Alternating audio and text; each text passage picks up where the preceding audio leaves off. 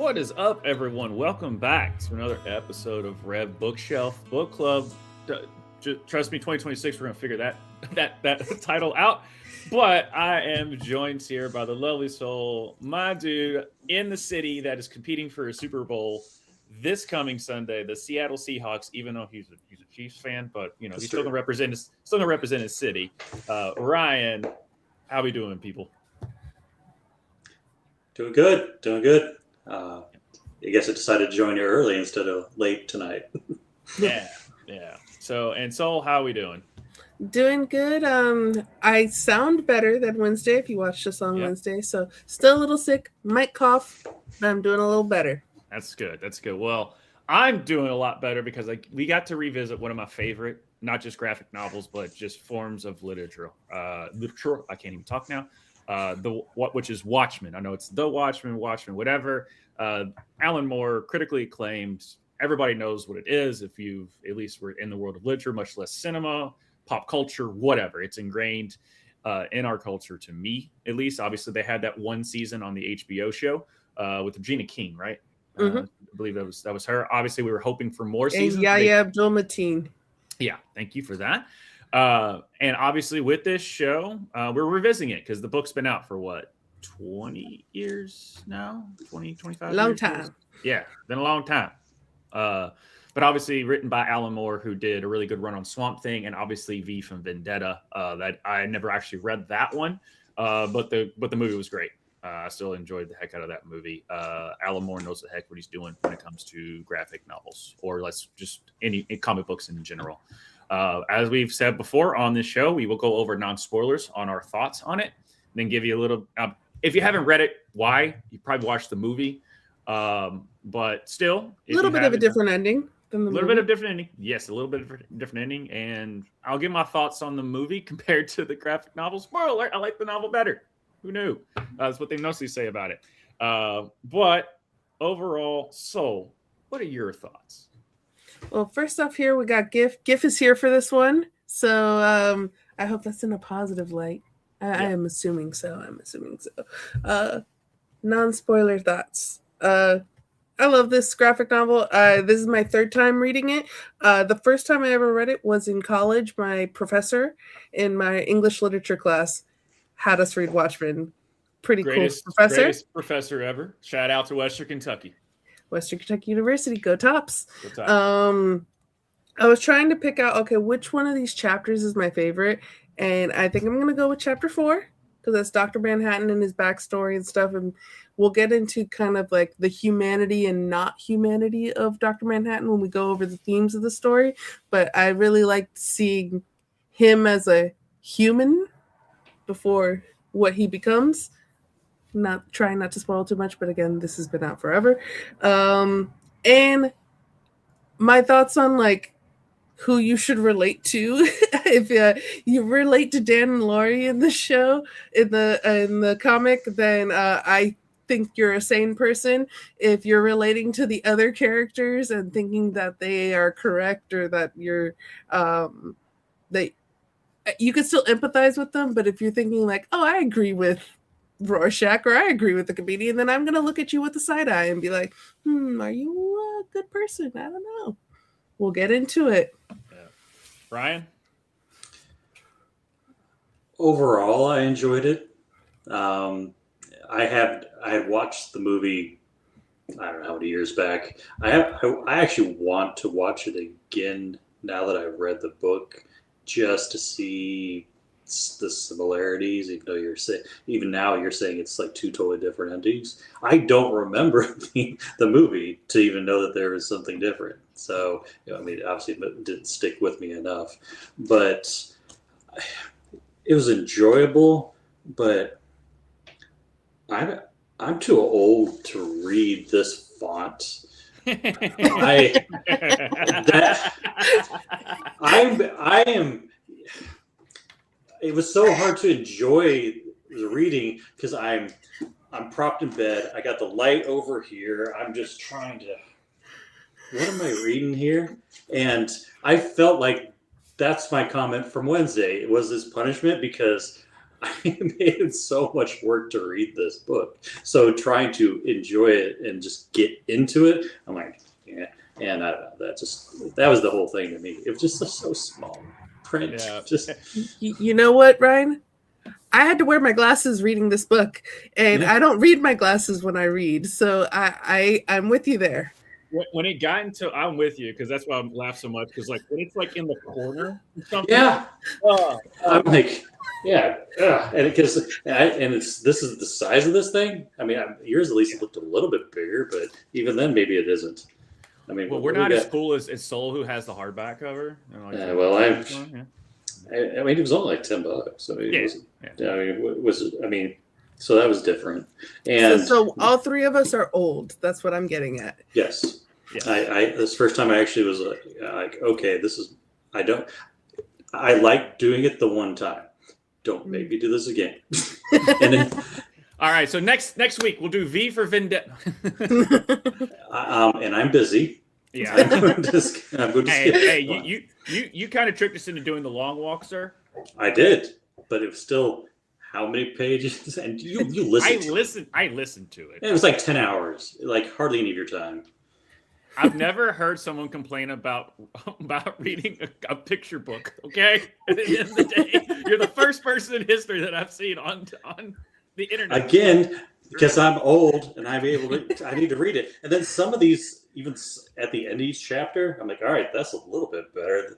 And then I'm like, what am I reading? When you got into the ornithology and it was like really big font on the first page, I'm like, ooh, I like this font. Yeah. And then you flip over and you're like, damn it. Next page, I'm like, I was cursing a little bit there. I'm like, I'm trying to get this done in time. So yes, it's hard to enjoy it if I'm having issues just reading it. But I mean, obviously non-spoiler. It is just because I'm old. Josh, you have any non-spoiler thoughts? Yes, I do. It's still one of the best things I've ever read. Even though when it comes to comics, it's typically like there's always like a black and white theme to it. Like this is good, this is bad. Now there might be some gray area. No, not with this one. This one was it spirals into like an acid trip on as far as black and white is concerned. I mean, not just because of how it's drawn and all that stuff. It's like it just feels like an acid trip worth of just discussion, morality, and all that. Because morality is defined in this book by the individual instead of in the dictionary. Like every person thinks morality is different to them, which is a good thing to me. Because it's just each person it shows individualism instead of just like, no, we have to do this and this is the right thing. And then if you do that, you're, just how we base on it. And it just makes you question certain things, even though, in the heart of hearts, like Soul said, like, I'm going to kind of judge you if you like this character, if you relate to this character a lot, which I understand where she's coming from with it. But at least it dives deep into it. And we get layer on layer on layer on top of a mystery, which is basically if this book I felt like was made for me. In that type of just a think piece with a mystery in type of a character piece. Like just it really did that. There's a lot of philosophical quandaries with this book that you could probably philosophize, if that's a word, for hours on it. We're gonna try to not go for too many hours here, but we shall see what all of us think. Yeah, one last little thing about it. It does have an Inception flow. It's the first reference. Mark it down, guys. It's my first reference. Outside of it, does have an Inception flow with the story within the story where things mirror each other without spelling it out for you, leaving it up for interpretation. And within Alan Moore's brain is a genius, but I don't envy it. I'll put it that way on that. So, yeah, because like the fact that he can take that and articulate it, but there's a lot of shit going on there. Yeah, and when you really, we'll get into it with like the comic within the comic when they start lining up with the stories, because at first they don't line up as much, but when they start lining up, you're like, ooh, this is good. Damn, Alan Moore, you're good. I see what you're doing. Y'all ready for spoilers? Let's do it. Let's do it. All right, we are going to go through some of the themes in this book. This is full spoiler warning. If you have not read Watchmen, like Josh said, what are you doing? Go read it, come back. But Especially if you're younger. Go read it. But if you don't care about spoilers, that's what we're going into. So first up, one thing that, and I kind of was reminded a little bit of The Boys, both the comic and TV show, of like the fact of the element of superheroes not being the best people, where a lot, as Josh was saying earlier, a lot of time your heroes, even if they are a little bit morally gray, they're still the heroic person. They're still the ones that you're rooting for, where a lot of the quote unquote heroes in this book are not good people. Like we see the comedian doing and saying terrible things. We see Rorschach has some not great views. In Hollis Mason's Under the Hood memoir that is sprinkled throughout the comic, he speaks about hooded justice, sympathizing with Nazis, Captain Metropolis, racially profiling blacks and Hispanics. We get the quote, yes, we were crazy, we were kinky, we were Nazis, all those things that people say. We were also doing something because we believed in it. We were attempting through our personal efforts to make our country a safer and better place to live in. So my question here, how do you separate these people who did both good and bad, who helped people, but also at the least had harmful views and at the most did some pretty fucked up shit? So Ryan, I'm going to start off with you. How do you separate the good and the bad, the duality of man in these characters? Definitely going to use these questions ahead of time, but if I'm jumping on here. But I'm looking at these characters, and they're, again, some of them are trying to do good things to start off, and I think some were just doing it because they wanted to wear a costume and they just wanted to put themselves out there. And it's really hard to tell on like which ones are, I mean, to kind of root for. I mean, overall, most of them were trying to do good in their own way, and they're and those are the more questionable characters, because obviously who ends up being the big bad and all here is a different is a different thing. Like what you portray can be a little bit different than like your personality could be different than who you actually are. So if you're trying to actually do enough good things to counteract who you are and what the other stuff you do, I mean, is it good for the whole, or is it good for the individuals? Because I mean, there's a lot of debate about in this about who's going to try to save the world, who's not going to, because they just don't feel like it, because it's not their issue, and they don't see people enough to be worth maybe even to save, or that there's that question, and it's a piece of work. Yeah. I mean, it's a whole thing of, even though they might have bad views, but they still are trying to help humanity. Are they worse than the people who sit back and do nothing and just watch people suffer? Like it's a very moral back and forth on it. Now, that being said, like, yeah, if you like Nazis, go F yourself. Like, I mean, just it's pretty simple. I don't know. I think that's pretty straightforward on that. But but I mean, that's very brave of you to say. I know. Let me go out on a limb here. Big limb. Nazis bad. Yeah, Nazis are bad. Okay, this is an anti-Nazi channel show. All right, I think we're okay. I don't think we're going to cancel for that. Cool. All right. So, but I did like the whole like with Hollis's the first Night Owl, and he basically just wanted to do it just because he could put on a costume and be cool. Like it just kind of was what he was. He's like, oh, that person's cool. Like, with the person with, I forget, the black hood person, the first person like he saw and everything, was like, I want to do that because he's cool. And what you see a lot of times where, people get, and even comic book characters, that's kind of their origin, where they get like saved by X person. So now they want to strive to be like that person, even though, and then once they find out that that person is, like you're saying, like they are Nazi sympathizers or they're racist or whatever, he was like, yeah, but I'm so blinded by what I like about them, I will push that to the side, which we saw with Silk Spectre 2's mother. She pushed a lot of bad shit to the side, and she still liked that person. well, okay, let's spoilers. She still liked the comedian even though he did what he did to her. Mhm. Right? Yeah. And so that's the thing. It's just like, how can you sympathize with them? Is because they're so jaded by what they like about them that they just can't wrap their head and don't even think about the bad things that they have done.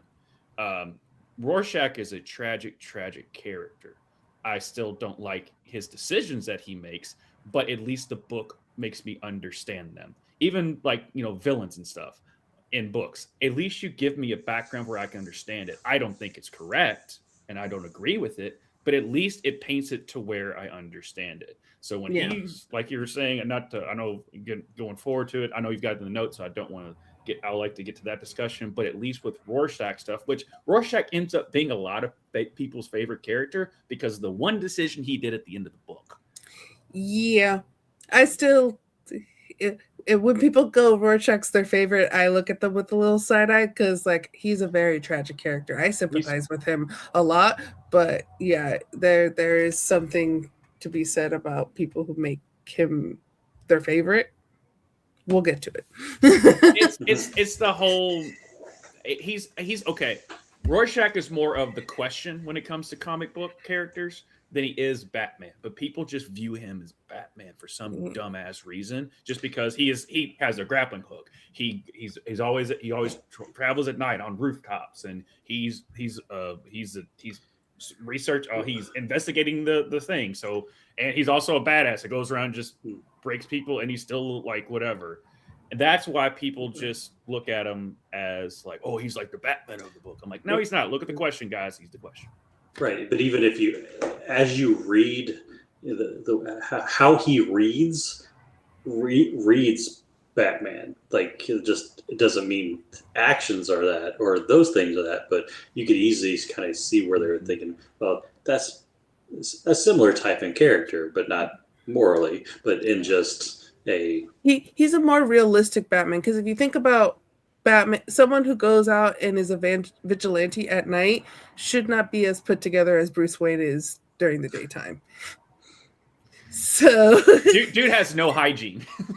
Basically and he steals other people's beans. Yeah, he does. He's the most interesting character. I'll put it. I will give people that. If they say Rorschach's the most interesting, I will totally give people that. To me, what's very interesting about the duality of a lot of these characters, I think about it is like in real life when you're a kid and you like look up to like celebrities or something, and then you find out that celebrity did something terrible, but that celebrity brought you so much joy. Like and Chris Brown. And so you're like, okay, how do I separate all the good things that they've done and also the joy that they brought me, and then also the shitty thing that they're doing? I can give an example of like J.K. Rowling.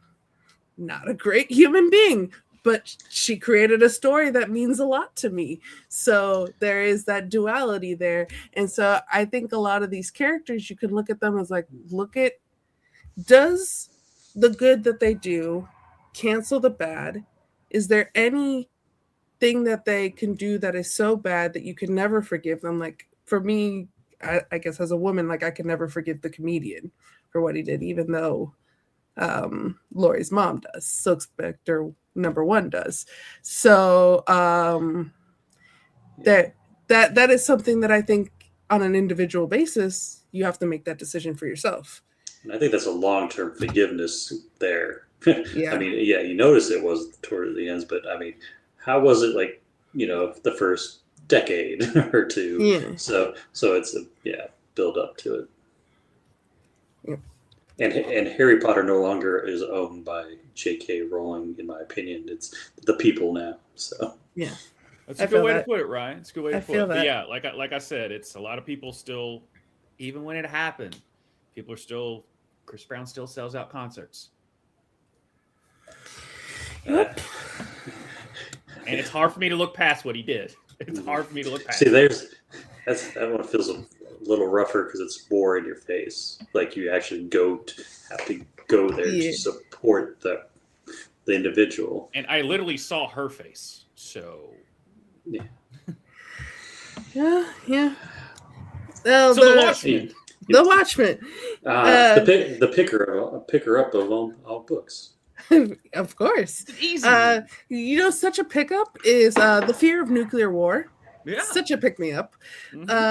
So throughout this book, you're seeing it's the fear of nuclear war, Cold War with Russia. There's a lot of anti-Russia sentiment throughout the entire book. You also see like other stuff that like you're like, oh yeah, people did used to talk like this about Russia, about queer people, about all this other stuff.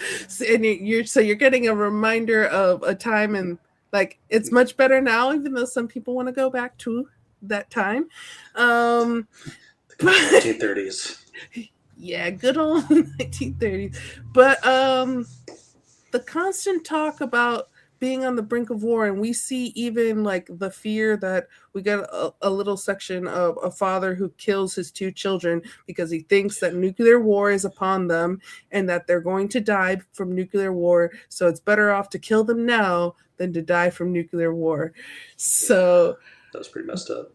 Josh, the way that they set, and it is the background, it's not really in the forefront, but it is the reason why Ozymandias does what he does at the end. But the setup of just like the Cold War threat of nuclear war. So the fact, and the way that sets in the book, it's in the back of everyone's mind, so everyone's on edge. So that fear sets everyone on edge, and so that's why you have just one craziness after another, and then even when Mason was talking about. Because I do like the intervals of like the behind, like how he really dives into characters in between each chapter on that, and like he was saying like, oh yeah, like my grandfather was like big into the farm life, but turns out the farm life there was also X, Y, and Z that was going on, not just and then like the city sucks and all that, but the fear of the inevitable will drive people crazy. As we see, it drove a lot of these characters crazy, mainly Oz. Even though he was the smartest man on Earth, and it still broke him mentally. That's how that's the layer of that shit that I like about this book, is that the fear of I don't trust anyone. I'm the smartest man, so I put it upon myself to make the decision for them, which is such an egotistical thing to think about, but it broke him to do that, and that's what I got from it. It's just like when that hits, I'm like, wow, this book took me that. There of like, oh, that's how it went. He's the smartest man alive, but yet his mind is broken. That's some crazy thing. Because he said he'd take on that pain that he did to the world to protect the world, and the horrors of it. Interesting. Oh, Ryan, your thoughts on the threat of nuclear war in this book? My problem is, as I read the book, I kept relating to what's going on now, and it just there was. I'm like, this was written a while ago. This is too close to things that are going on now, and I don't like it. I mean, I think it's just today, the Russia-U.S. Nuclear War Pact, like the last one they have active, expires. So they're still trying to talk about and work that through. So now it's back to both superpowers can do what they feel like unless they come up with an agreement. Yeah. I mean, so fun yes, stuff, right? So yes, so I'm sorry, this graphic novel, no. Documentary or a recap from potential thing, but yes, I mean, very easily things could happen like this. So when you talk about nuclear war hanging it over the heads, that's why some of not even the main characters, the little side people on the street, getting into these arguments, fighting because they're so on edge that they're expecting something happen any day, any hour, and it's. That fear of the unknown is just in the book and real life can sometimes get you. And like, I was born post Cold War, so I didn't live through that, but my parents did. And you hear people talk about living in that era. The talk about the drills that they did, like at the desk at school, is going to save them. Yeah. Or anybody watching? I haven't finished it, but no, it's probably Derry. Welcome to Derry, because it's. Oh, that's too scary for me. She won't watch it. But I'm halfway through. But the thing is, because it's around that time frame, like I think it's the 1950s, and yeah, in their elementary, they're having those Terry the Turtle ducking cover. It's the stuff that they lived through. Yeah. So I always liked the earthquake test we took in like elementary school. It's like, let's go out in this big open hall and just cover your head. That's it. That's all you need. I'm like, okay. Yeah, I was Midwest Latin at that point. I got to watch out for tornadoes. Yeah. Well, we had tornado drills, which was just go in the hall that doesn't have an exterior wall to the school. It was like, yep, that's gonna save us. That too. It was an earthquake test and tornadoes. That was No, earthquake test went under our desk. Tornadoes went in the hall. There you go. Thank you, Sol. I got confused there. I got you. It's been a while since I've been in elementary school. I passed. Yeah, I'm so proud of you that you passed elementary school. Yeah, I did it. Didn't have to do the pass each class every week type of like a certain Billy Madison. I wasn't Billy Madison. Did I pull back, Billy? No. I do have a degree from Western. Take that what you will. Right, Sol? Yeah, we got it. We got it. Go Tops. Go Tops.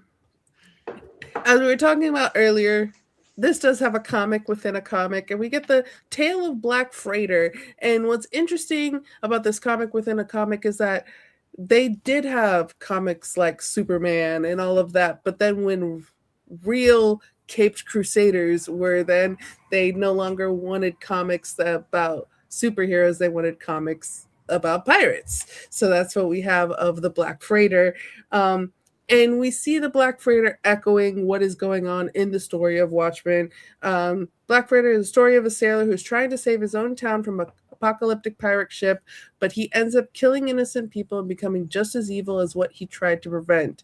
And there's a quote in the Black Freighter story of, quote, "Noble intentions has led me to atrocity," which very much echoes Ozymandias.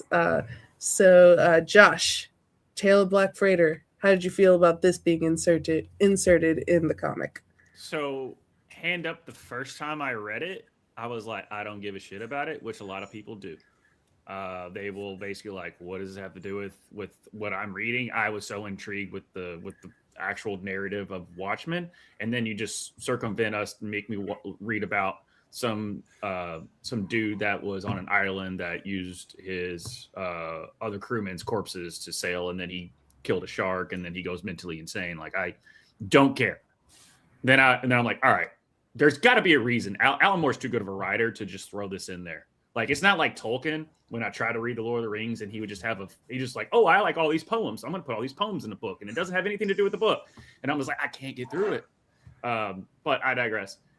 So I went back and read it, and I like how it has even the pictures juxtapose the Watchmen characters. So he's sitting there eating the seagull, and then you see Night Owl eating the piece of chicken. So it's like trying to be like literally visually showing you he's trying to mirror the characters that he's presenting to you. And it mainly is showing that his brain got so warped, he didn't even realize he was attacking his wife. And that is Oz, is that his mind got so warped, he doesn't realize what he's doing is not that good. And then once he took a step back, he started to like, oh shit, did I fuck up? Because he asked that to John before John left. He was like, did I do the right thing? And John was like, I don't give a shit. And that's what at the end of it, the things that the pirate went through was exactly what every character goes through, but mainly it was, to me, I got of him going insane like Oz did. Yeah, I would say even the first time that I read it, I was like, what is the story? Sure, okay, I'll read it. Like, the comic within a comic, what's the reasoning for this? I guess I'll find out later. Because this is my third time going through it, I was like, ooh, I know the importance of this. So then I was really paying attention to the beginning. So I think if you read Watchmen for the first time, you're reading it, but you're glazing over the pirate story a little bit. Where this time I was really focusing in on it to see what the parallels were. And yes, I would be the first time reader. And yes, I'm like, why am I reading this? Can we just remove it? It is not. I have enough issues reading this thing as it is. I don't need extra things to read. I don't need these. I read everything, even the ending of each chapter, all this stuff. And I'm like, all right, there's a reason. I'm going to read it all. But I didn't have really time to analyze it. But yeah, that was my whole thing. Like, can I just not have this whole side pirate thing? I mean, I get it. There's probably some reason here, but I'm just trying to get through this book now. Yeah. And what I really like too, aside from this being a part of the story, is the conversation of the newsstand guy who says, people are so into TV and these stories, these fantasy stories, and they're not into what's going on in the real life. He's like, I'm a nonfiction reader, basically. He's like, I'm going to read the news. I'm going to read this stuff. I'm not going to put myself into that fantasy world. And I think that parallels a lot of like some people's view of fantasy, sci-fi, speculative fiction in our world, that they view it as not as important because it does have the fantastical. And I would argue that because of the fantastical, you're able to highlight real world issues and make it more palatable for people to consume. So that was interesting that kind of is being mirrored as an argument in this book as well. And I liked, speaking about the two guys at the newsstand, he painted them as the most innocent people in this whole thing. Just two dudes just sitting there having a conversation. Mm-hmm. That's all they were. As the chaos was going on in the background, those two dudes were just still sitting there, just living their life, right? Mm-hmm. And then when shit hit the fan at the end, who was the first two people you saw get killed? Was those two, and they hugged each other as they basically vanished. And that's basically Alan Moore going, who's worth saving?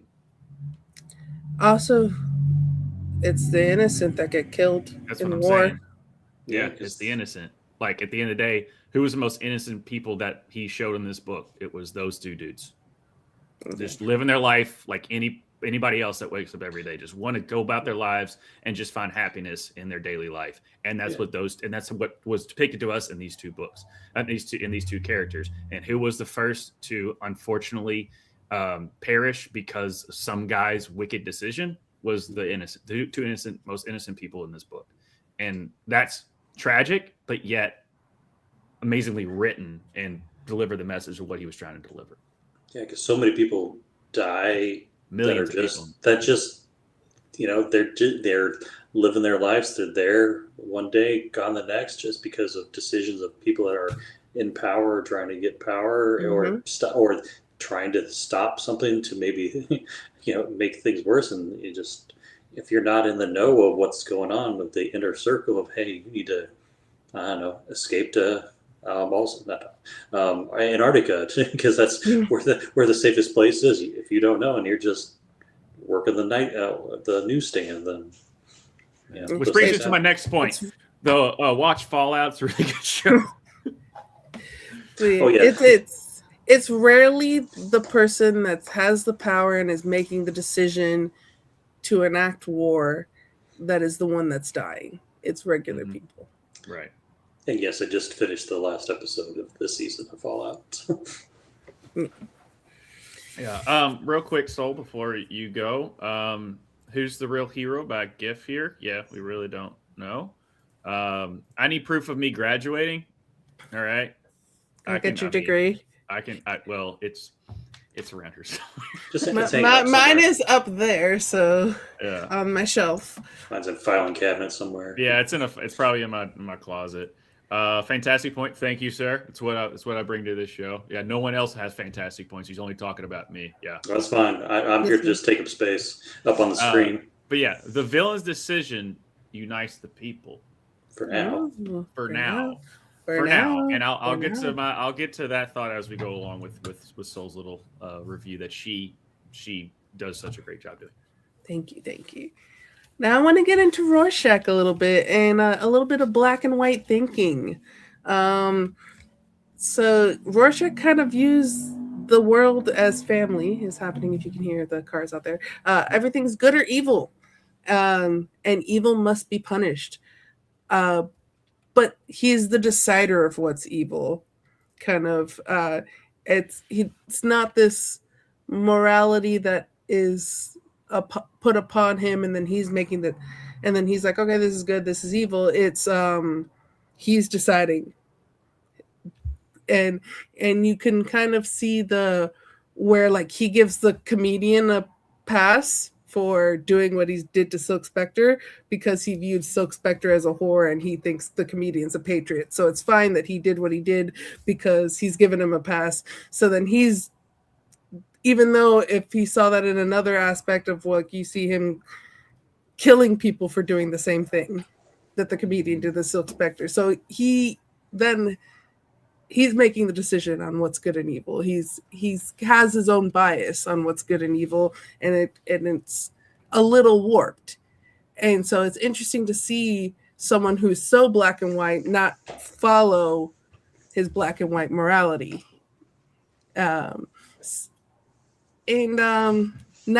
Owl number 2 describes Rorschach as being a much more of a reasonable person originally, but that his vigilantism, seeing all the evil in the world, that's kind of what made him more of a nutcase.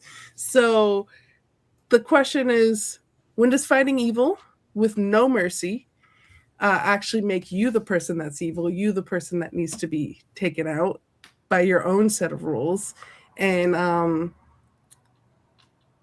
is there so much evil in the world that can warp your view of what the world is? So I'm going to start with Ryan there. I know, heavy questions. It's a heavy book. I don't know, kind of late. I mean, not too bad. Sorry. So Dungeon Carl of book 7. Yeah, that's a thank you. Book.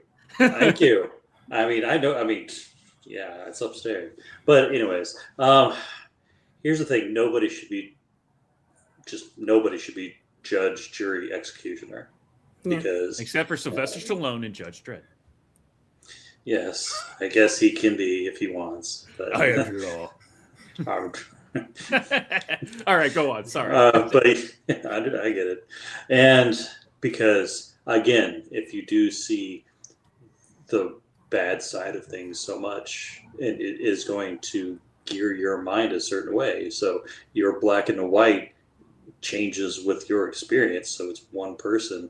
Yeah, he's not seeing his black and white in a where other people are like, well, this is a gray area, or things are just so bad that, or not that bad, do the ends, whatever, supply the means and all that kind of stuff. But no, nobody should be, because there's so much right now that I feel like people want to be all three of those things, and nothing good comes out of that. Right. And it's frustrating to see. So going back to a previous comment of people jumping into fantasy or the other things like that because they want to escape from said real world, because they want to you could take in the different things by going into reading fantasy or things like that, just because it's a little bit easier to handle, just because reading the stuff that is black and white in front of you is just so much sometimes. Yeah, good point there. Josh. Oh, they're perfect characters. What are you talking about? No. Yeah, it's gets. This is Rorschach is what happens when Joker finally gets Batman. He breaks Batman's brain. This is what you get with Rorschach. On that is this is what Joker wanted, is the fact that he got him, so he finally warped his mind so much that he thinks, even though he thinks he's doing good, he's not anymore. He's not. He doesn't have the moral high ground. He's now killing people. He's now judge, jury, and executioner rather than just getting justice. While Batman does have his flaws, and that's why he's one of the best written characters of all time in comic book history, because so many people can relate to him. Number one, because he's a human, and he doesn't have superpowers, which Dr. Manhattan is the only person with superpowers in this. That's why he's just so unrelatable. because just he has superpowers. He's invincible, basically. Like it's hard for me. He's a gosh dang computer, basically. At the end of it, he is Spock without humanity. Do you find then like it's interesting that Rorschach and Night Owl were partners? Because I always viewed Night Owl more in the Batman way because of all the gadgets and the thing. So that the two of them together create Batman. It kind of. Night Owl was just playing a superhero because he could. He wasn't really a superhero. He just wanted to put on the costume and feel cool. Like he couldn't even freaking get it up until he put the costume on. Like what the crap are we talking about here? All right. Like I mean, I don't know. Night Owl is just kind of like there. He's kind of like he is. Night Owl catches strays.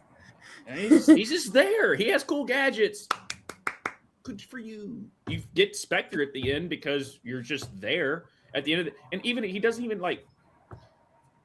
Even a warp Batman would have stopped the comedian with Silk, though. All right, so they do at least explain why he was being such an asshole about that and why he made such a terrible decision with it is because of he viewed his mom treated him like he's a broken child. That's why he said like give me my face back, because when he pulls that mask off, he's just a little kid. He's a little boy who has been abused by his mom, who he views as a whore. So because of his childhood, he thinks that's what every woman should get. I don't agree with that. To me, just because it happened to you doesn't make it right. And that's why I like in the story that like you could have an explanation of why the character is the way that he is, but it doesn't explain away their views or what them not being good. Yeah, no, I'm not sitting there. I'm like agreeing with him. No, I think he should have stopped. I think comedians should have been stopped like 800 times before Oz took him out in some way or fashion. Anyway, but yeah, Rorschach, like evil doesn't stop evil. Like what you think is good is just adding on to a bad act. So, and yeah, him not stopping with the whole Silk thing, like at least Alan Moore is a good enough writer to explain why he didn't give a shit. And what I see and why I think Rorschach is a tragic character is that he has the tragedy of his youth. It informs the way of how he is as a person going forward, which is not great. And then he decides to be a vigilante to help people, and then seeing the evils of the world makes him even worse.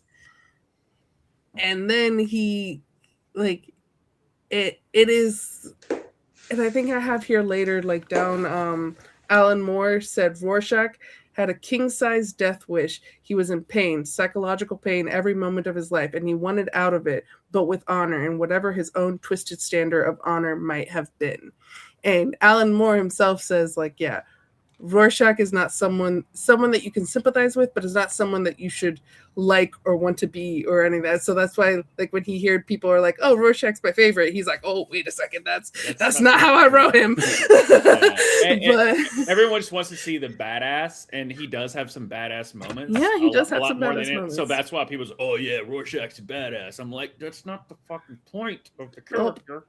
He's just a tragic. He's a tragic character, literally from beginning to end. He is a tragic character. My favorite, honestly, my favorite part. It's one of my favorite. Like you were saying, was my favorite is him sitting down with that psychiatrist and just fucking that psychiatrist's brain up to where it screws up when he goes home, because he's like, "Good God, this person is saving lives, and he's this tormented and fucked up.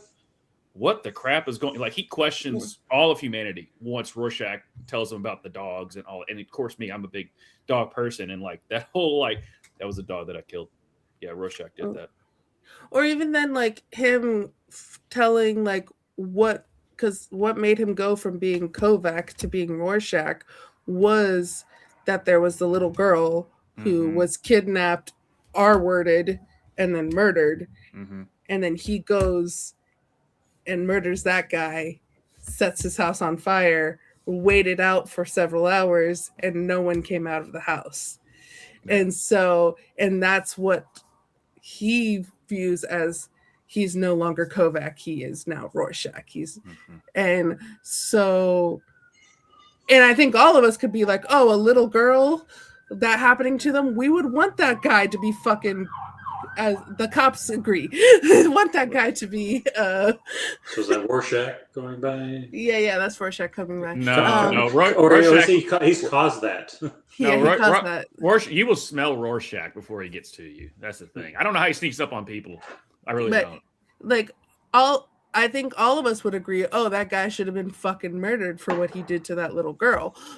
But then that is what created Rorschach, who himself is now evil.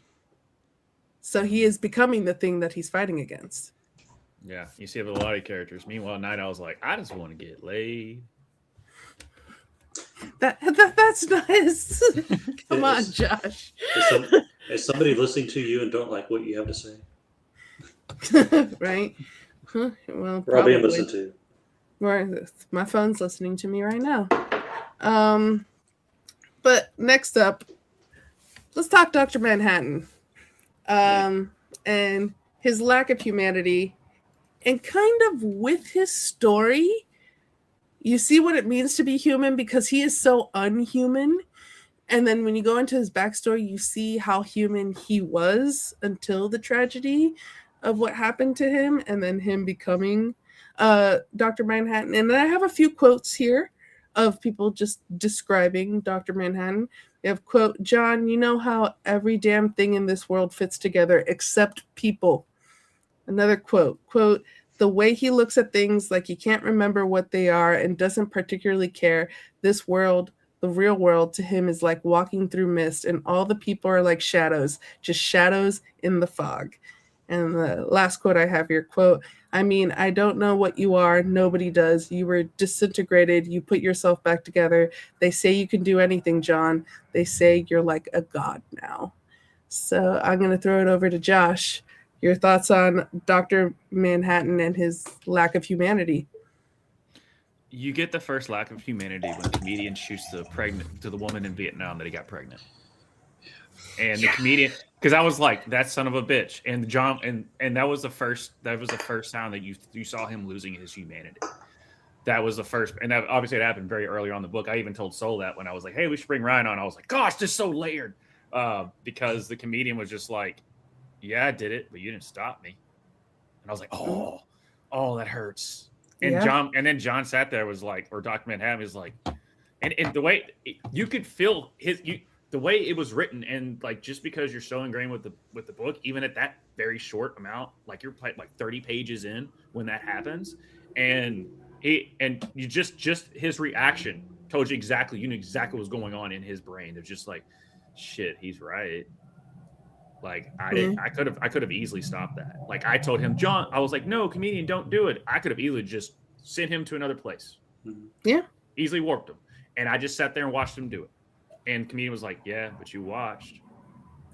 And you see Dr. Manhattan too is like, feels as if there's no free will in the world, but he's the only one that's able to see the strings. So he's like, oh, this is just going to happen anyways, because his brain is out of time. So he's like, already can see the future of what's going to happen. So he's just like, oh, this is what's written in stone.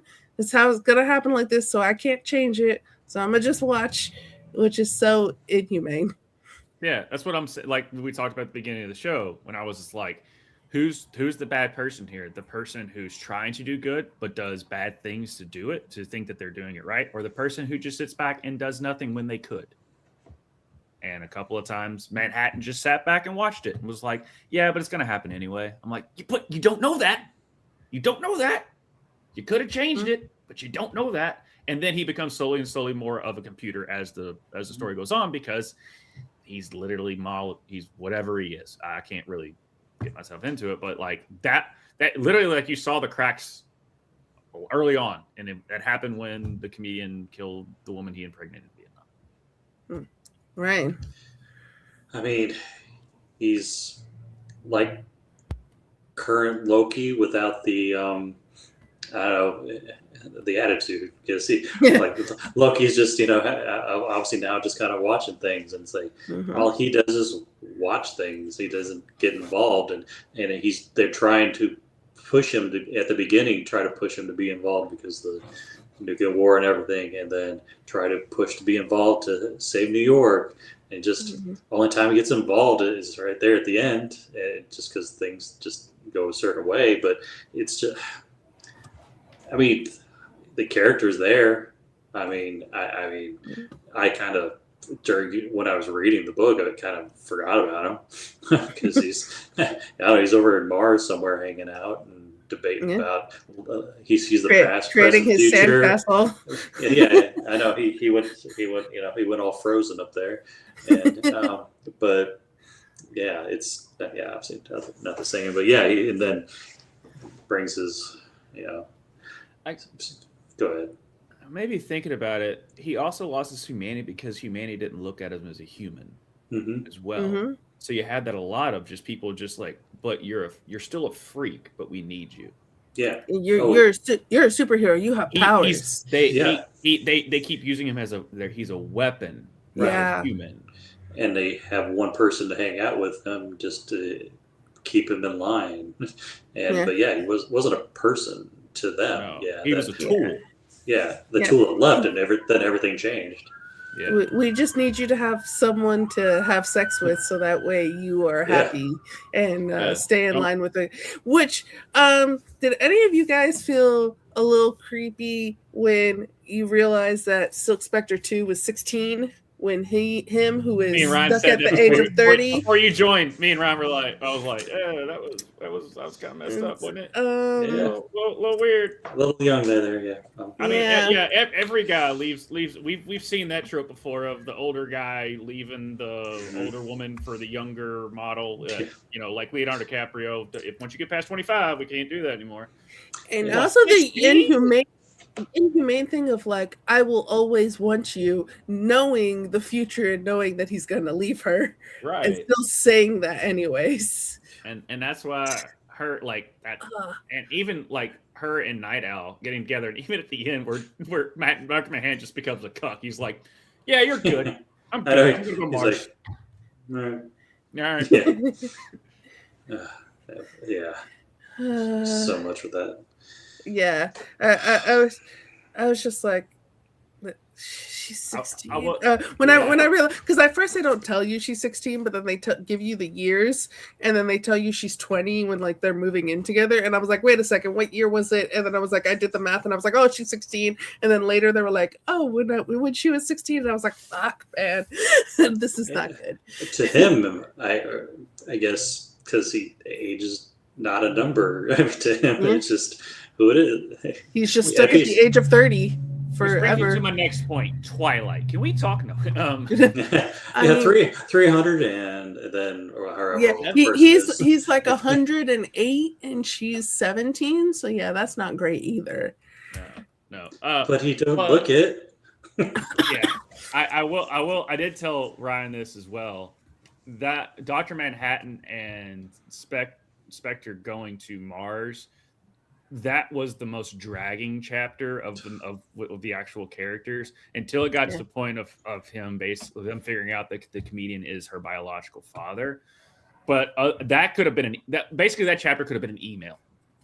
Mm-hmm. And speaking of the comedian being her biological father, flaws of parents in Laurie's storyline. I didn't mean to do that, but I like how I did it. So we got her transition, yes. Her mother wanted her to be a hero, even though that's not what she wanted. But she did it to keep her mom happy, and instead of doing what she wanted to do herself. And her being the most, when like the heroes kind of all quit and then they're outlawed, she's being the one that's the most stable because she didn't want to do it in the first place anyways. So she's the most normal character in the whole comic book. And then you find out her mother was in love with her assaulter, the comedian, and that the comedian is her actual father. So parents, not great, very flawed. Gonna Josh, thoughts on Lori and her parents? You have fun with that. Well, can you just come on? Let's throw right into the deep end. One time, throw him in the deep end. No.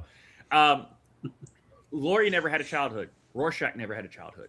Both went different directions. Yeah. Lori was forced into doing something. Rorschach was tortured. Two different things, but both didn't have a childhood.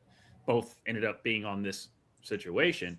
And so Lori at the end, she's the whole time, the first time she got to finally be herself was when her and Night Owl got together. And that's why she just kept going back to Night Owl, because she felt normal. She felt she was living her life. She wasn't living someone else's life, which is her mother's. And she felt like, that whole, and not living for Dr. Manhattan either. Not living for Dr. Manhattan. Obviously, she has a lot of daddy issues. Because she had none, and when she found out who it was and how that transpired, that really that has to F her up. So at the end of it, when half of New York gets taken out, she just goes, "I just want to be normal. Just come here. Let's just be together. Come on. I just need you. I need you right now. I'm tired of the life that I had. I just want to start a new one." Which is why when she shows up with the blonde hair and he has blonde hair, and they're like, "Let's have kids," she goes, "I want to travel the world," because she hasn't got to live her life the way she wants to at the end of it. And at the end, it's like a lot of people died. And that's why this book's so good, is because we have that story within all these other stories of characters, and you're entertained the whole way, whether tragic or comedic or whatever. And so, yeah, that's a long-winded thing of, tragedies begets other things, and this is why this book is very Shakespearean. I mean, those two they seem to be the most stable of characters. They are. One was, Night Owl trying to pretend to be what he was, but really, as you said, he was just some guy with gadgets. But he didn't get to the mental place of some of the other characters that it was a little bit easier probably for those two to break away from all this and go live a semi-normal life, because again, not trying to do some nighttime shenanigans. They just kind of gave it up and gave it up to each other. And with Night Owl too, like, he was embarrassed of being the Night Owl. Like, later, he's now in his 40s. He was like, "Oh, like, this thing that I used to do," he was embarrassed about it. He's embarrassed, and he seems like the character that, like, he just wanted a little bit of whimsy in his life, and being the Night Owl was that whimsy. And I think that is a natural thing for anyone to want a little whimsy, want a little adventure in your life. He took it to being a vigilante, but I think there's other ways that you could take it to in your real life. Don't become a vigilante for whimsical reasons in real life. Don't do that. But I'll go on vacation somewhere, get away from it all. Yeah. So the two, that's why I said at the beginning of my non-spoiler, I'm like, those are the two that you could, like, if you're like, "Oh, I agree with the way that they view their life and the way they view things in the book," I'm going to be like, "Oh, you're a pretty stable, normal person," because these two are the most stable and normal in the whole book. If you want to say whatever normal is, these are the two most normal of yeah. And I did the way it was depicted. Them when people tried to mug them and they beat the shit out of everybody. Yeah. And at the end of it, they were just like, be smoking a cigarette, be like, "Oh man, that was good. You good? Yeah, that was good. That was fun." It was like they had that was FAFO for those. It was FAFO, but it was like the first intimate moment that they had. Like, they just, like, the way they was depicted is like they just had sex for the first time. It was like, okay, that was fun. What do we do now? I don't know. Yeah. Yeah. Well, they're not used to that. I mean, she didn't, as I said, have anything that was normal growing up. So what's just after all that? Yeah, it's like, not knowing what's next. So she might have been at a certain age, actually physically, but some things they just didn't know because didn't. And these two had the most normal superhero scene in the book, which is them putting the fire out, rescuing the people, taking them to safety, Yeah. and saying, "All right, good job, citizens." Yeah. Whereas like Night Owl, he's sitting there like with the riot scene, and they're trying to disperse the riots, and he's just like, "Please go back to your homes," and the community's like, "Go fuck yourself." Yeah. That Yeah. that felt like, you know, in Parks and Rec when you have Aubrey Plaza and Chris Pratt's character, Yeah. and like it was kind of like that Of murder. of murder. Of fun. But- Just, citizens, please go back to your homes. All right, all you son of a bitches. After that prison scene where he's breaking out and they're breaking him out, whatever, and that was definitely kind of funny because it was an interesting read because the people are out to get him, and it's like, oh, this isn't gonna work out for you. Oh, don't do this. Yeah, like, they're oh, like, Rorschach, come on, we're breaking you out. Yeah, in a minute. yes. Yeah. And you don't even totally see it, but just water floating out from the toilet or sink or something because probably somebody got permanent swirly. Yeah, Side note, Rorschach was having a little fun in the Slammer because he was just like, I'm not stuck in here with you guys are stuck in here with me. That's one of the infamous scenes from the movie. Jackie Earle Haley was great in the movie. I have my thoughts about the movie itself, but Jackie Earle Haley is Rorschach. That's another reason why people like Rorschach, because his depiction of Rorschach was resonated so much with fans. Whereas if you look in the book, it's a lot more. Zack Snyder depicted Rorschach a little bit more like, oh my God, Rorschach. And I'm like, that's not what Rorschach, like they cut out a lot of that deeper flawed shit. Yeah. Speaking of deeper flawed shit, Ozymandias. Oh no, he never hold back on that one. The ego of Ozymandias and his grand scheme of conquering the world. So let's just go through a few things that Ozymandias did. He murdered the comedian, was the one who created the cancer hoax to get rid of Dr. Manhattan. He framed Rorschach to get him locked up. He hired an assassin to attempt to murder him so no one would suspect him. And then you have the giant squid plan. Teleported to New York and kills 3 million people to make it look like aliens attacked and unite the world and convince the US and Russia to end the Cold War, and it actually works. So Ozymandias saves the world at a terrible cost. Is he a hero or a villain? Was it heroic self-sacrifice where he did the terrible necessary crime so that no one else had to? Or was he a delusional egomaniac, mass-murdering psychopath who had way too much money and power? Does he really care about saving people, or is he just serving his pride and ambition? Ryan. B? I guess because yes, very much when you think you know it all and you think what your decisions are right, you're smarter than everything. You're not taking anything out of like, okay, this is what's maybe I should do this. Okay, this is how I'm going to do all these different things to make this happen, and not taking everything into perspective of what else is out there. I mean, yeah, you have the potential for a nuclear war. Other ways to get around it. That's not so. I don't have to throw the. This is DC. Whatever the red star, the star was from the Suicide Squad or one of those. I just felt like it was that being all of a sudden it just showed up. I'm like, what the heck is this thing? And I don't know. I could have done with. Yeah, he's not a great guy, but who I felt bad for was those 3 guys that are just working for him. They just the whole ship. You could tell he's like, they're gonna kill him, or he was gonna kill those 3. He's like, oh, I'm all nice and tell a nice little backstory. They're having a drink and they're dead, and they get all buried in the snow. I'm like, they're like the henchmen. Come on, they're just. Why'd you have to take them out?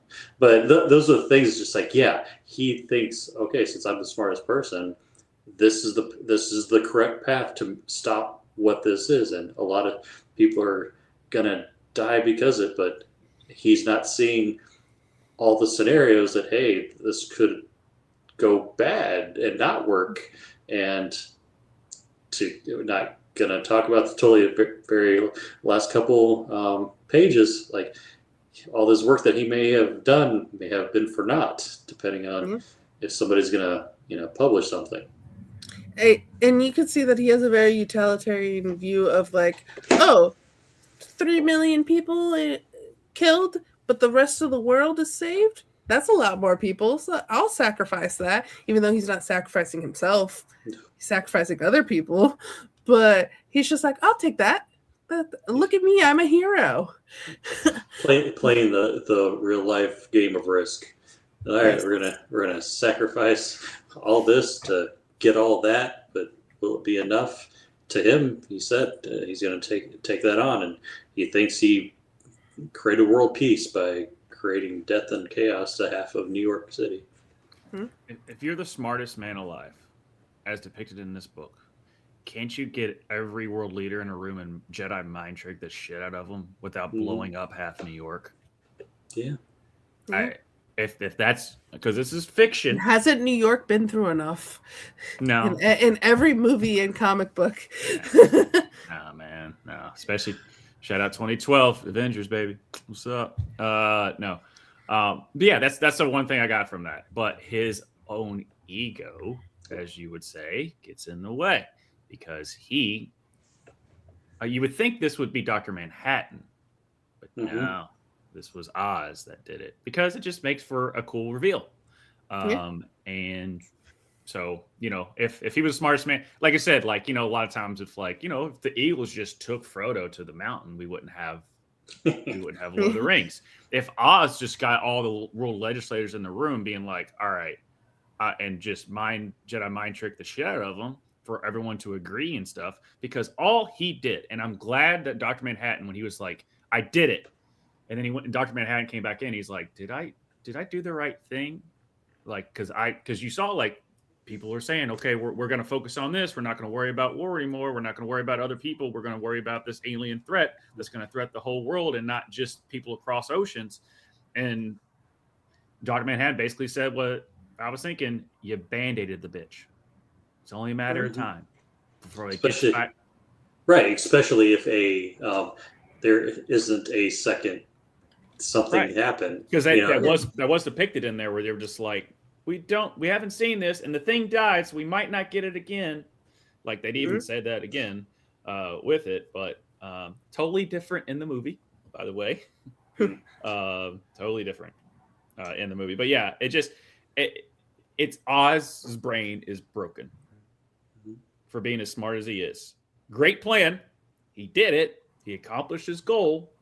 But there was so many more options that you could have done. It wasn't like freaking Doctor Strange being like, there's only one way to do this because I saw all the futures. Although I don't even think he's the smartest person. I think he was speaking the truth when people are like, oh, you're the smartest. And he goes, oh, no, I have a really good PR team. Yeah. The PR team tells the whole world that I'm the smartest person in the world. So I think he thinks he's the smartest person in the world, but he's not that smart. Although I did chuckle when he caught the bullet. I did. Because Night Owl was like, well, what you set up? Like, how did you know he wasn't going to shoot you and not your secretary? He's like, I would have caught the bullet. And he's like, you serious, Clark? And he just smiles and then they shoot him and he cuts the bullet. And it was like, son of a bitch. He did catch the bullet. I did chuckle at that. All right. In this crazy fucked up comic, there was some humor in it. I like to put here, Justin said that I'm right, so... Well, he said it again. He said, well said so earlier. So he's just... Come on, Justin. We have a show together. Give me some brownie points. Shout out to Ruckus Wrestling every Thursday at 8 o'clock Central, 9 o'clock Eastern. There you go. Also another show I don't watch. Same. All right. Well, it's good having you on, Ryan. It's been fun. Now, going on to then... Dr. Manhattan, was he correct in killing Rorschach to keep the secret and the peace? And then final moments of Rorschach, which Rorschach gave up. He viewed himself as Rorschach being the real him and Kovac being his that being his secret identity. that not being who he actually was. But then at the end, when he does die, he takes off his mask. He is Kovac when he is dying. So, Josh, thoughts on him dying there, Dr. Manhattan killing him? Was Dr. Manhattan correct in keeping the peace? We don't know.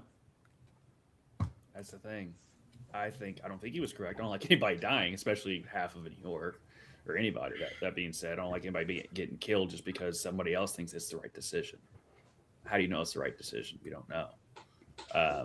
I thought it was another thing, just going back to Rorschach's tragedy, is because the picture of him when he says do it, when he takes his mask off and tears are running down his eyes, it literally as a kid earlier in the book has the exact same picture. That was like, oh my gosh. I was like, didn't he have that same picture as a little kid when he was going through all the trauma? Because at the end of the day, he's still that scared little kid. Yeah. That's what I took from that, rather than did Dr. Manhattan make the right choice? No, because I think the world always needs to know, and it shouldn't be someone else's decision whether or not the world accepts the truth. The world you should give the world the truth and see how they accept it. It shouldn't be whether or not you think they deserve to know it. You can't make that decision. No one can. I don't think anyone has the goal, but here's the world that we live in where people do. They hide the truth from us all the time. And shout out to Ron Funches. He does a little bit about the government and how you think the government's batting 1,000 on telling us the truth. He's like, I'm in charge of one child. I love them in death, but I lie to that dude all the time. Yeah, be like, you don't believe in any conspiracy theories? Yeah, go watch that bit. It's if you haven't seen it, Ryan, and everyone else watching, Ron Funches, conspiracy theories. Great bit.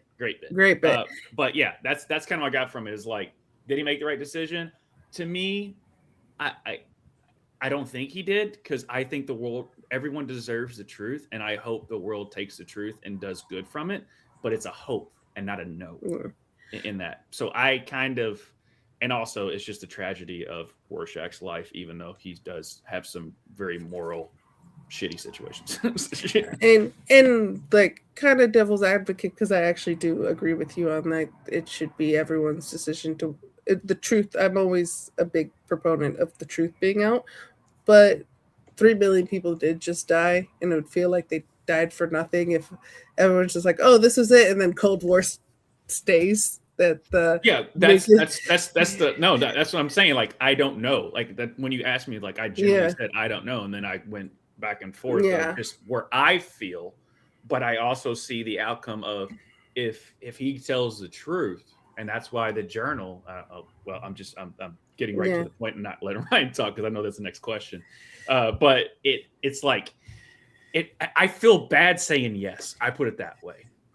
I would feel bad saying, yeah, he made the same thing, because then it puts us right back to square one with the Cold War and nuclear stuff, because this is all made up by humans just to refrain us from Cold War, which could heighten it and make the bombs even go off even more. But you just don't know. And I just don't have that in me to be like, yeah, tell everybody the truth so we can get right back to where we were before. Yeah. It's just it's good devil's advocate. Good devil's advocate. Ryan, to add to, I want to know your thoughts on this, but also adding to it from what I said earlier, Alan Moore is talking about Rorschach having a death wish, but that him being in pain, him wanting to die, but he wanting to die with honor. And so in this way, he is dying with honor, because he's kind of in a really warped, twisted way. Sorry. So what are your thoughts on Dr. Manhattan killing Rorschach, and this kind of Rorschach probably being okay with this being the way that he dies? That's a thing. Does he even? I mean, do you think he was going to actually make it out of there? Because you have the smartest man back there.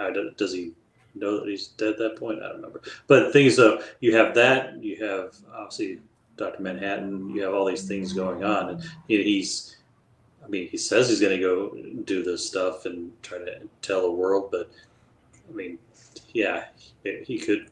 The death wish is assuming he's not going to actually make it there. His goal is to, but he may know that there's so many things going against him to even make that happen. I mean, that could be the case, but I'm just thinking about the journal when it comes to him. It's like he died, but you're gonna get your answer regardless if it does get published. I mean, he becomes the real life version of this journal. So if once this journal does get put out there, you'll know how people take it, and we'll know it's right. But you would have lost another person in the whole process of everything that just went down with the 3 million plus people. I mean, it's just. I mean, the Diary of Anne Frank did a lot. That did a lot. So yeah. Granted, it's not, but it's still about the killing of the massacre of millions and millions of people. And it's good to. I don't know if that was Alan Moore was going with, but that would be crazy if that's what he was trying to. I don't think so, but sure. I just connected that just like right now. I'm like, well, that's a journal, and then we have the Diary of Anne Frank, and the Diary of Anne Frank is still studied and looked at today of just inside what actually. So when people are like, oh yeah, this happened, no, we literally have someone live. No, and this journal will definitely could be that if they hold on to it, right, because it is a recap of a lot of stuff, and then they'll piece it together. Well, okay, this is where they ended up, and this is what happened to New York, and maybe my concern is just like with obviously Anne Frank's journal and diary, a lot of people learned from it for many generations. But the further out you get, the less people pay attention or read, and even maybe the conspiracy thing. Is that even real? I mean, there's something like so. We started on that, and Helen Keller and all the other stuff. We're not going down. That's not the show's about. And a little different that I would like push back on, just like comparisons to Anne Frank's diary, is because Rorschach does say some pretty fucked up shit in his journal. But the overarching thing is what I'm saying. Yeah. So getting to the journal. So Rorschach, tricky son of a bitch. He drops his journal off, sends it over to that journalist. Do you guys think the journalist is going to publish Rorschach's journal? Ryan? Yes, but I question how many people are going to believe it due to the conspiracy theory and due to the source where it's coming from. Yeah. I mean, it's not the most. It's coming from like OAN. Yeah, because when Alex Jones is talking about the floor. Alex, but yes, so it's one of those things. I mean, because they just pull stuff from the random files just to put into that. So there is going to be a set of people who will believe the words that come into this, but will it be the majority, or people are just going to believe what's in front of them? Because again, a lot of people died. You have the alien. You have all this stuff. It's all right here, but you got some guy publishing some journal, and I mean, it'll touch some, but probably not most. This just popped in my head. Comparison, which is gonna go to real life now.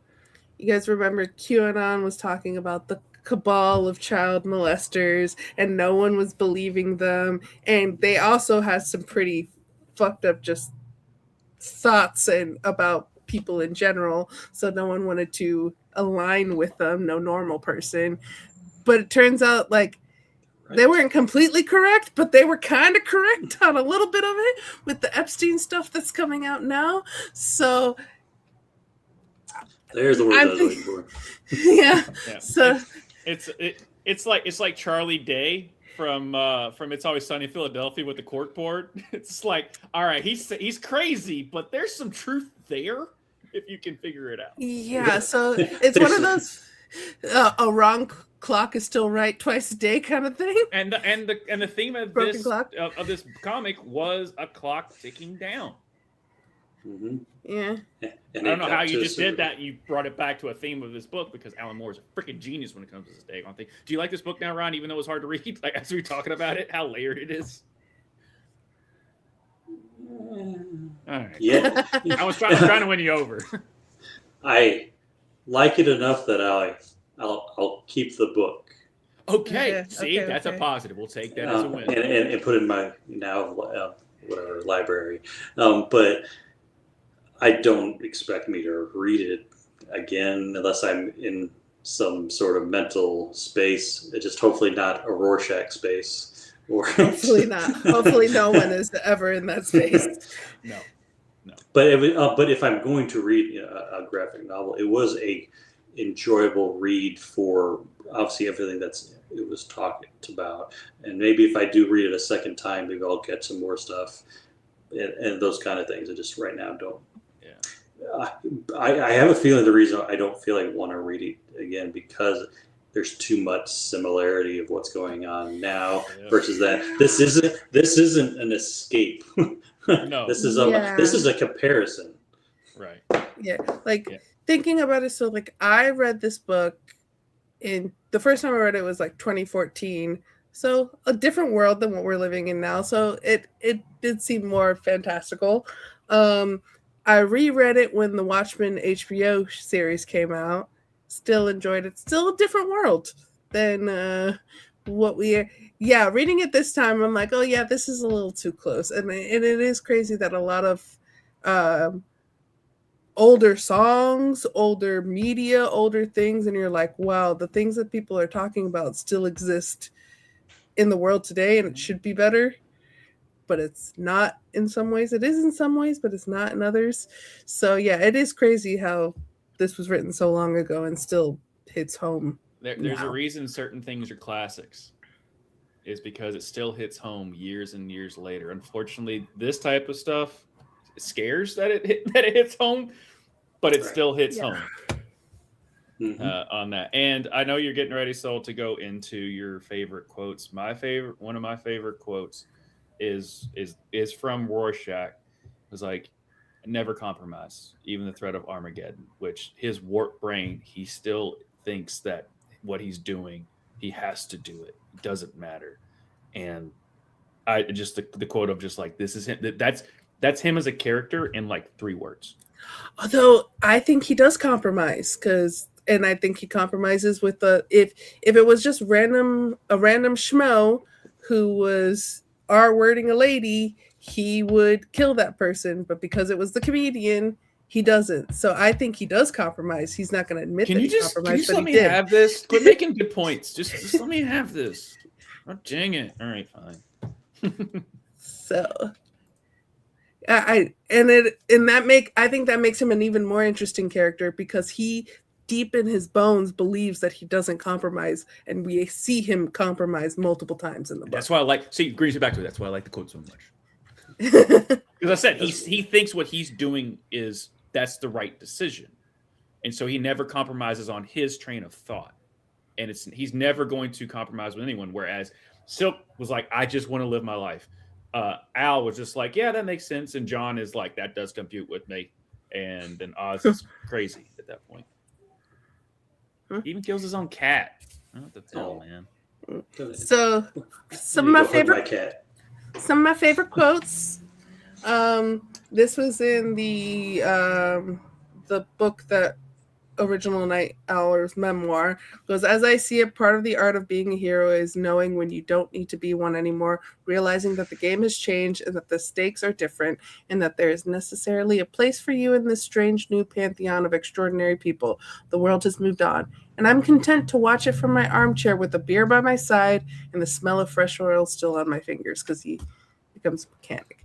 And I was like, you could take that in your real life of when you get older and younger generation coming up, sometimes you just have to give things over to them. It's their chance now to do things. And you could just sit there and watch back with a beer and be like, you go out and do it. So I kind of like that there. I also have all we ever see of stars are their old photographs. This is when Dr. Manhattan first goes to Mars. And I found that I'm like, oh, damn. Because when you think about stars, you still see the light of a star years after it's died. It's an old photograph. And then another quote here: perhaps the world is not made, perhaps nothing is made, perhaps it simply is, has been, will always be there, a clock without a craftsman. And I think that really encapsulates what this book is. But we have someone who is a co-host with this guy on Thursdays. Josh, you want to introduce him? Yeah, it is my main man when it comes to Ruckus Wrestling, my partner in crime, my tag team partner in the journey of the Ruckus Wrestling show, Justin Toner. Let's bring him on. Ladies and gentlemen, who gave me no love during this show in chat, Hey. by the way. Justin, we know that you love this graphic novel. If you want to give your thoughts about it and your thoughts on what we've been speaking about this hour and a half, basically. You guys have covered a lot of ground, so I'm not gonna go into too much. I've always liked Watchmen just because it was something different, and I appreciate what Alan Moore was trying to do with this story, where as people have talked about, for so long. I mean, it's actually kind of funny timing we did this because so this year will be the 40th anniversary that this comic was published. It's like it came out in 1986. So, the deconstruction of the superhero, pushing back, it's like against a lot of certain tropes. And it's also got a lot of themes that resonate then and still resonate now about certain, a lot of stuff you talked about, nature superheroes. And I always like that he kind of takes what if superheroes, like a real superhero actually existed like the real world, not the comic book world. And it's and we see the consequences of this kind of stuff, talk about, vigilantism, versus, justice, everything with Rorschach, it's the trauma, it's in seeing that, these were supposed to be heroes, and he's you got a lot of really messed up people here, Comedian and Rorschach, not good people. it's these are supposed to be the good guys, so it really was something different and revolutionary, which is what and which is why it's still so, I think, so beloved. It still resonates, because of the themes and everything in it. And there's a contrast, especially when you got the person with superpowers, Dr. Manhattan, because he's so powerful. It's he's lost a lot of his humanity, and and it's understandable because his power level is insane. He has the power to rewrite reality, with the snap of his fingers. He's basically like a god. I mean, he can teleport to Mars and reshape Mars. It's insane, and because of that, I love the story about how he, as you mentioned, so you saw that he was, his humanity and stuff before the accident that transformed him into Dr. Manhattan, and how over time, what his powers and his transformation have done to him has changed how he views not just humanity, but also the universe and the reality itself, and kind of losing, that human connection outside of Silk Spectre, of course, because it's he definitely, despite his transformation, it's he definitely feels something for her, and he has that connection with her, even though she's got her own issues, unfortunately. It's I always like the scene where Rorschach, it's Rorschach's really pissing her off, and Dr. Manhattan actually just goes, it's your brother, Laurie, I think you should leave. Yeah. Yeah. And then when he does it, Dr. Manhattan just teleports him right out of there. Yeah. It's it shows that, despite everything, he does care about her, because he liked that Rorschach was upsetting her. It's and told him to get lost. It's he cares in his ways. Yeah. It's like at the when he sees Night Owl and her at the end just lying there, and he's just all right, she's good, and then he leaves. Because he cares, but in the way he can. But it's nice that he likes that. Okay, she's getting what he can't provide, Right. and Because He cares almost in like a neurodivergent way. yeah, Mhm. yeah, it's like he does it. It's not like a love, but it's like an affection. You know, kind of maybe the right way to describe it. Where it's like he's got to the point where it's like he can't express like the feeling of love, but it's like he still cares, and he just wants to make sure that she's happy. You know, it's like that sort of thing. it's not a pet level, but it is Yeah. it is a molecule that he cares deeply about that he Yeah. wants to take care of, and It's not like Omni-Man with Debbie goes, she's just a pet to me. come back soon. There's a lot of like The Boys and Invincible. It's like Alan Moore. That's why I like this, because the influence that this graphic novel has on the comic book world and the stories we get out of the comic book world was just like, oh, you thought that what comic books were just like, you say like Batman, Superman, and Iron Man, like, oh, that's like, nah, dude, what about this? Right. And this and but if you had to do it, you had to do it right, and this knocked it out of the park. Especially only as long as you were young enough to read the font. The other thing that I always found fascinating about Watchmen is that like the other two things is that how the history of that we know it was altered because of Dr. Manhattan, the presence of the other heroes, with Vietnam actually being a success because Dr. Manhattan basically was just like it's like whoop, he manned himself, right, and became super. Like he's like he talked about. It's like the government basically viewed him as like not as a person, but as like a weapon. It's like the ultimate weapon to basically be like, oh yeah, you want to mess with America? Yeah, it's like go ahead and try it. Dr. Manhattan will make you disappear.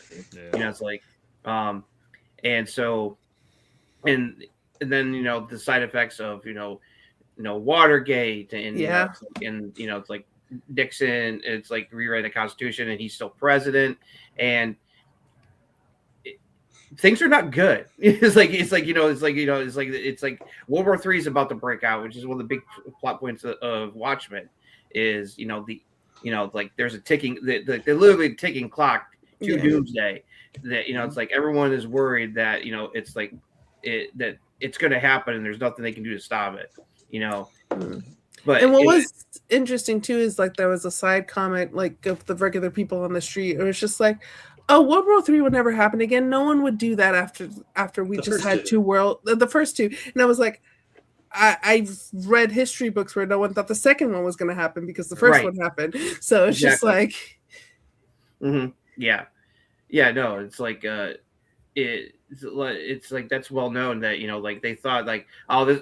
It's like we'll never have a war like the first, World War, the Great War, and then but the consequences of that war laid the foundation for the Second World War, ironically, and of course you did a good job going over the debate about Ozymandias' plan, was he right, and also is Rorschach's journal, is that the right thing? Is that is that going to just screw everything up if that ends up getting published? It's like, and I found the whole debate fascinating because it's like, in his own twisted way, he's trying to fix everything, but you're like, okay, really though, like you're sacrificing, but of course it's the classic, sacrificing some for the sacrificing what's the right word? Sacrificing some for the whole, for the greater good, for the greater good. What was the line from Khan, Justin? Well, from Star Trek to the other guys, the needs of the many outweigh the needs of the few. Yeah.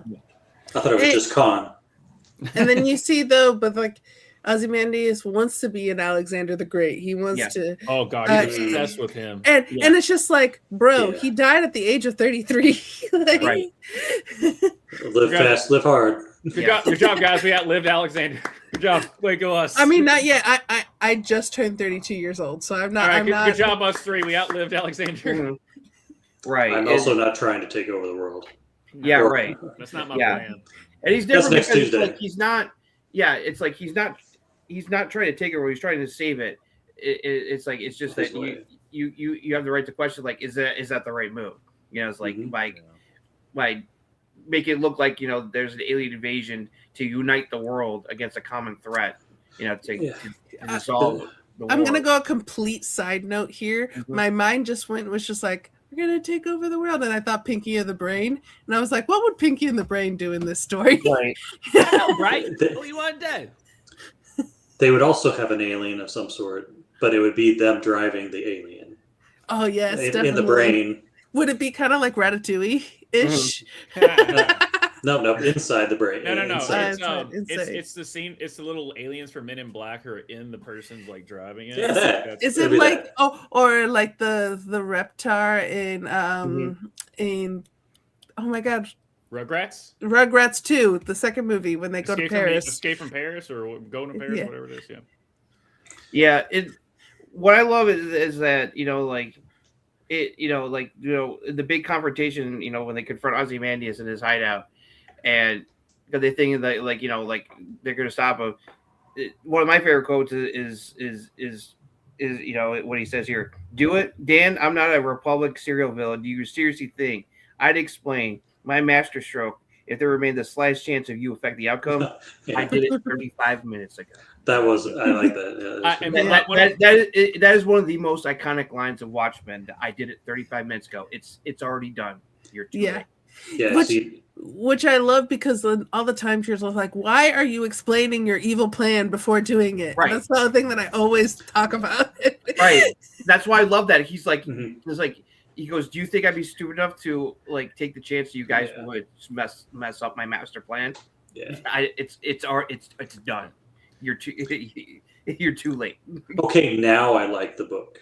Yeah, I also liked when he's explaining his master plan and Rorschach's still trying to attack him. And he's just like, yeah. So anyway, so I killed the comedian and Yeah. then you, bitch, Get off.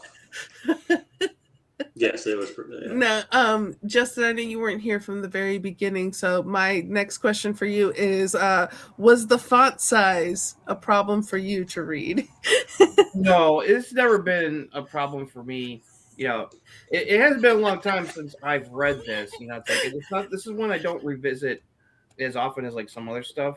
So, I have no problem with it. It's because I need to take off my glasses to read anyway. Because it's I'm nearsighted. I need them to be able to see away, not up close like this. So, it's not a problem for me. And I don't know if you guys discussed it, but I dig the art style by Yeah. Oh, I love it. Yeah. It's very, Yeah. and I dig that the pirate story is in the older art style of comic books. Mm-hmm. So I like that because if you see the really really old comic books from when they were originally being printed, that's what they looked like. So I like that was the way that they did the that story. Justin, did when the first read? Because Ryan said the same thing. First read I did. I kind of skipped over the pirate story because first I started reading and I was me too. I don't care. Okay. I did skip it. I think everyone does. We Nope, don't. I skipped it. I didn't skip it. I was stubborn about it. Mm-hmm. It took me work to read it, but I still did it. I didn't skip it, but I wasn't as Into in it, Engaged. engaged. And that's why if you're not as engaged, you're not seeing the parallels which you're talking about after a second and third read. Yeah.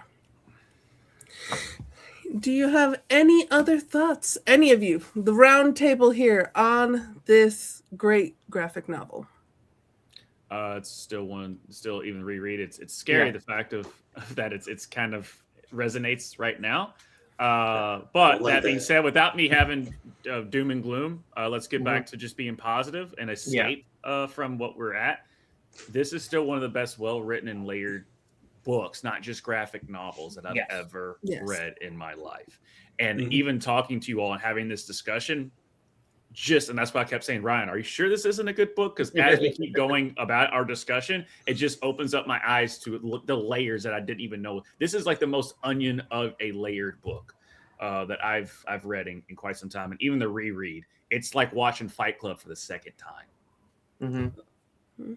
I just wanted to set you off, really, because I knew you liked it. Yeah, you see, every show that I'm on, someone loves to see me just what is Well, my we love distant to cousin? rage bait you. What is my distant cousin? What does she have? Marina Mabry crash out jar. Crash out. Yeah, everyone just likes to see me crash out. I guess I'm entertaining when I do my crash outs. But yeah, no, But it was funny.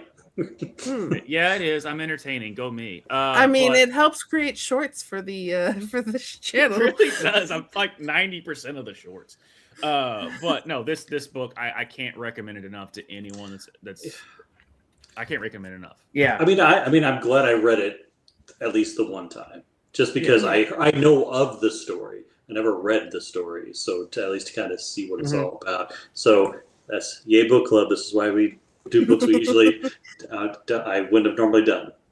Yeah. There you go. Yeah, it's this. There's a reason why this is, 40 years later, is still one of the most popular and influential, not just like comic book stories, but just like stories in general that have ever been made. And it's influenced like so much stuff. It still causes debate about, the subjects that are in this story. And like I said, it's still a lot of that stuff is still relevant even now. So that's why it still has power, because it's like the stuff in this is like, I guess what is the word, timeless, maybe, universal, whatever you want to say. So I still enjoy this. It was good to revisit this. It's been a long time since I read it. I would agree with that. And then stick around, because this month we are reading Kindred by Octavia E. Butler. So that is our February book. We'll see Ryan. Justin, I hope we see you next time again for this book. What is Ryan Seahawks? Let's go. Yeah, go. No, trust Trust, guys. I know this is a book club show, but for Justin's sanity, I need the Seahawks to win. Josh, did you see the Instagram reel that I sent you of like all the fans of any NFL team who they're rooting for, and pretty much it's just like everyone's rooting for Seattle except for the only ones that are not, they put Cowboy fans. They're probably rooting for the Patriots. All right, well, it's a good show, guys. You play the outro. Jesus, wow. I'm still catching strays. We haven't done shit in 30 years. Yeah, but not America's team anymore. Not America's team anymore. No, it's in my heart. It's yours. It breaks every year, but it's still there. But I thought they were all in. Aren't they always all in? Yeah, big hell no to Patriots winning again. Please, for the Lord God. Yeah, myself as a Dolphins fan and him as a Bills fan, we do not need the Patriots winning the Super Bowl. We do not like Kansas City fan. So yes, I know whatever. This is an anti-Patriots until we get a subscriber that attends. Yeah, sure, you can be a Patriots fan. No. But again, my brother-in-law is, which is kind of funny. I'm really rooting against. Have him subscribe. We'll still give him shit though. I don't want him on this. He doesn't even know about this world. This is the book for February. Go get it. Go read it. Join our Discord for free down below. Josh, where can the people find us? People can find us. We're going to try and wrap up Bracket Bitches because obviously we've got the Super Bowl wrapping up as well. I won that. Yeah, I lose them all. And then obviously on Wednesdays, you have Soul, I, and Tishka breaking down the week that is. And the Olympics are going on. Lindsey Vonn didn't die on her first little run there. No, she didn't. With a torn ACL. So Olympics kicked off tonight. Yep. Olympics going on. So we got that segment. Rev Sports wrap it up on Wednesday. And then, hey, the guy kind of the bottom right of me and I will be going over wrestling. Down there. All right. Make sure I got my directions right. I was just making sure I wasn't getting dyslexic with the thing. But yeah, Ruckus Wrestling at 8:00 Central, 9:00 Eastern. And then obviously the first Friday of next month, we'll be going over Kindred here on this Rev Book Club shelf. We're still working on that. 2026. Yeah, 2026. But yeah, like, subscribe, guys. Link in the Discord. We love to have y'all over there. We hang out all the time. We had, always have fun. And anything you want to talk about, shoot the breeze about, we'd love to have you to talk about it. So Yep. what do you want to say? And if you join us, you can come on screen and talk about books with us. So that's a perk. Yeah, it's what's all up with free. Books. Link down below. Goodbye, everyone.